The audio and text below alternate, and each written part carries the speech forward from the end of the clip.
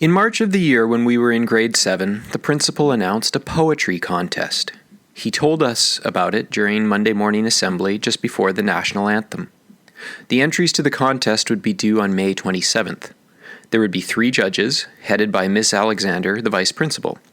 The other 2 would be Mr. Nickel, the town mayor, and Mr. Rubin, the editor of the local newspaper, the South Shore Standard.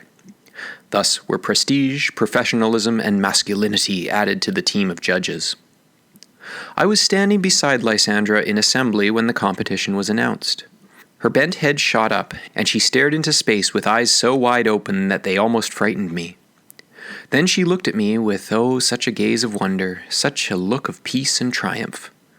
When she walked out of the auditorium, her step was smooth and sure, her shoulders high. No one whispered, "Pigeon-toed Cochrane," as she passed. No one would have considered mocking such a display of calm self-confidence. Not everyone entered the poetry contest, but our English teachers urged us to write something for it, and many of us did. However, Lysandra was the only one to devote her entire life to it, filling a whole shoebox with poetry long before May 27th.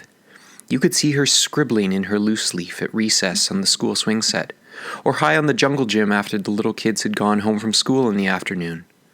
On Saturdays, she would do her writing out on the granite bluff overlooking the harbor, or seated at the lunch counter of the Seaway restaurant, making her Coke last for an hour and 45 minutes.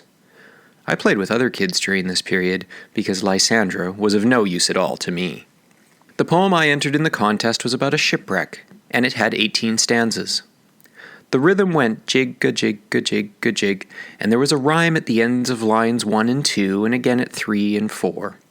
Like slope, dope, eat, feet. It wasn't a forced kind of rhythm or anything. The beat went along effortlessly without any little words tacked on to make the right number of feet. I wrote it in March, during the week after the contest was announced, so that I would have the ordeal over and done with. It was a little like getting your Christmas shopping done all in one day on the 1st of November. That spring was one that most Nova Scotians will always remember. The snows melted by the end of March, and April came sailing in with sunshine and a kind of sheltering softness that was foreign to all of us. We were playing softball and kicked the can 1 month ahead of time, and by mid-May most people were ignoring all warnings and planting their gardens in the warm, moist earth. Even Mr. Cochrane looked cheerful as he walked to and from the law office, and Lysandra floated around town, notebook held close to her chest, looking as though she were in touch with a vision. And I suppose she was. On one of the rare occasions when she had time for me, she told me that her poem was already 22 pages long. I asked what it was about, and she said, "Life." "Oh," I replied. She wouldn't let me read it. But one afternoon I looked at the manuscript upside down when she spread the pages out on the bed so that I might admire its magnitude. The poetry wandered all over the sheets, with short lines and long ones, sometimes with whole sections dribbling down the center of the page. After this unsatisfactory demonstration, she took the papers, folded them tenderly, and put them carefully back into her shoebox, stroking the top page with the flat of her hand. She closed her eyes and lifted her head as though in prayer. "I'll die if the house burns down," she said, her teeth clenched. At first I didn't understand, but then I did. I remember thinking, I hope I never love or want anything that hard. Just thinking about it exhausted me. "You should make a copy," I said. "Oh well," she sighed. Of course I was a shoo-in to win that contest. Miss Alexander, the vice principal, was about 200 years old, and had no truck with any kind of verse that didn't rhyme and wasn't of the jig-a-jig-a-jig variety.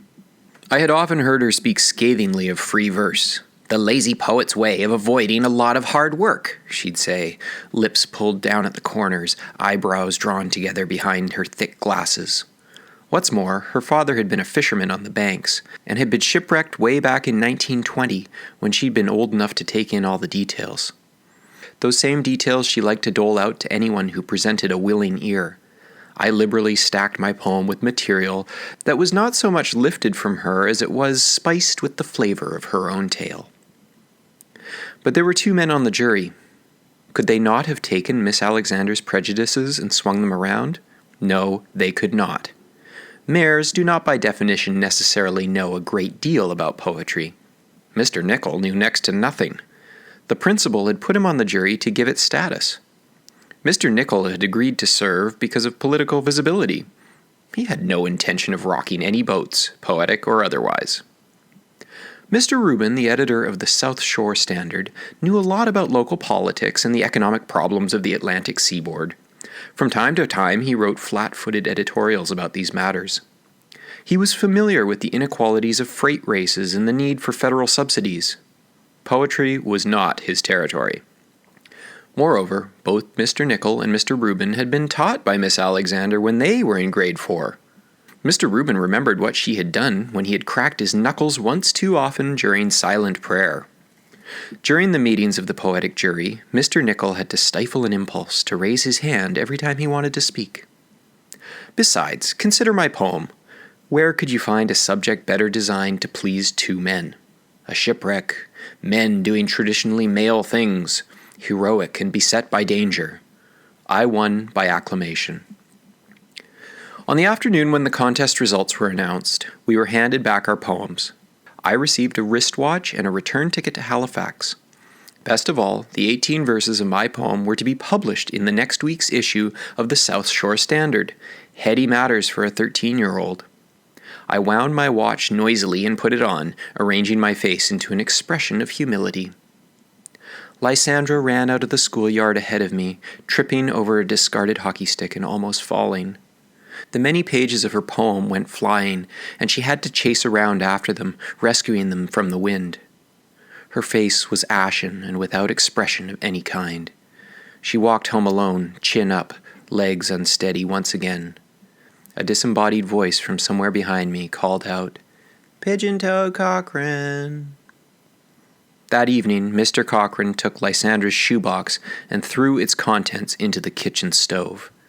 Then, I was told by a neighbor, he stormed out of the house, swinging a bottle in each hand. He stayed away for 3 days, blind drunk in the middle of his grandfather's old woodlot. The days, the months that followed were difficult for me. Lysandra withdrew into a secret self and refused to speak to me. She arrived at school late, never calling for me, and left the minute the bell rang, walk running home with her huge eyes staring straight ahead. Twice I called for her at her house. The first time, her thin, sad mother answered the door, looked at me and sighed.